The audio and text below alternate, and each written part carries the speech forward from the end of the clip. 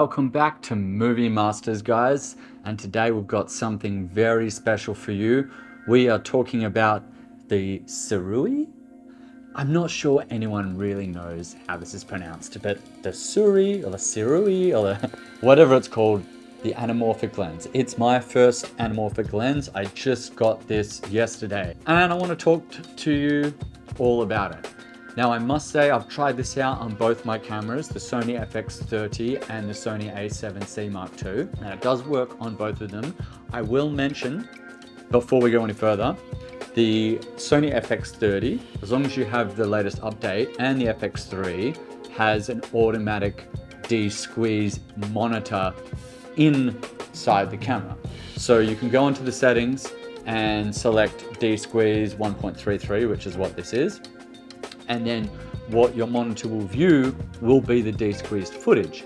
But when you bring it back into post in your computer, it won't be desqueezed. And a lot of people don't talk about this. And to be honest, I didn't know this when I bought this lens. Now, it doesn't change if I like it or not. So let's get to the basics. Firstly, it's a 50mm, f1.8. It's great in the dark, 1.33x squeeze, so not as much as like a 2 or a 1.66, but it's pretty good. And of course, you get that beautiful blue line lens flare that everyone wants. I took it out last night and today and did a few test shots, which I will show you. I even did a few of myself. It was a little hard to focus with just me. Because look, it is a manual lens.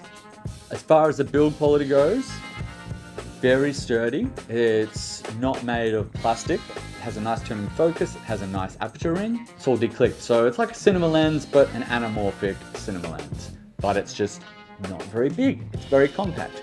That's another thing I like about this lens. But as I really wanted to clarify this, you need to desqueeze this in post.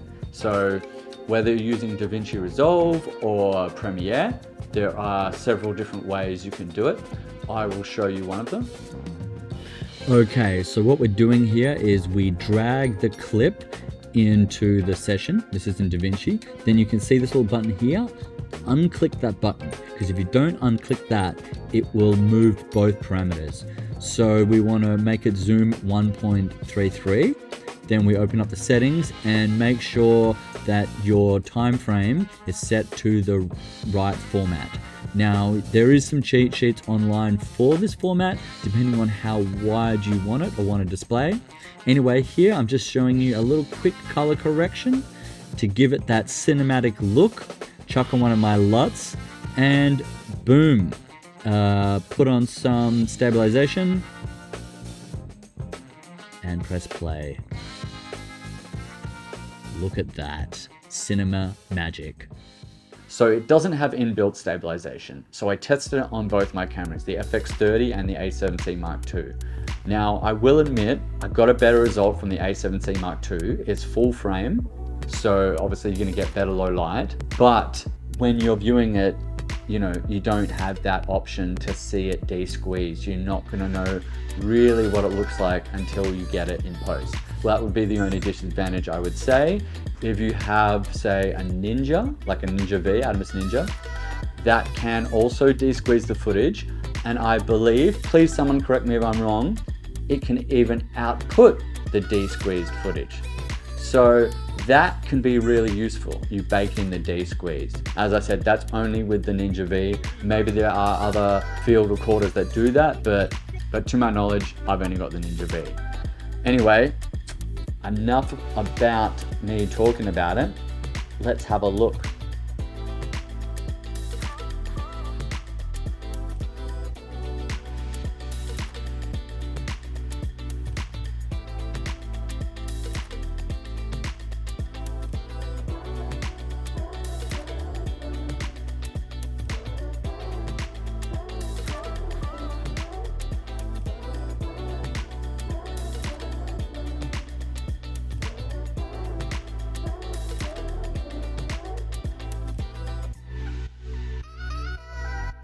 Alright, this is a quick little test.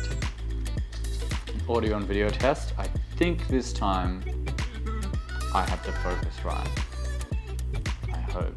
What do you think? I call this one laying on the bed, relaxing, with a beautiful skyline in the distance. Anyway, thanks for watching. Please hit the like and subscribe button. Don't you hate it when your lights run out of battery? Anyway, thanks for watching. Please hit the like and subscribe button, and I'll see you next time.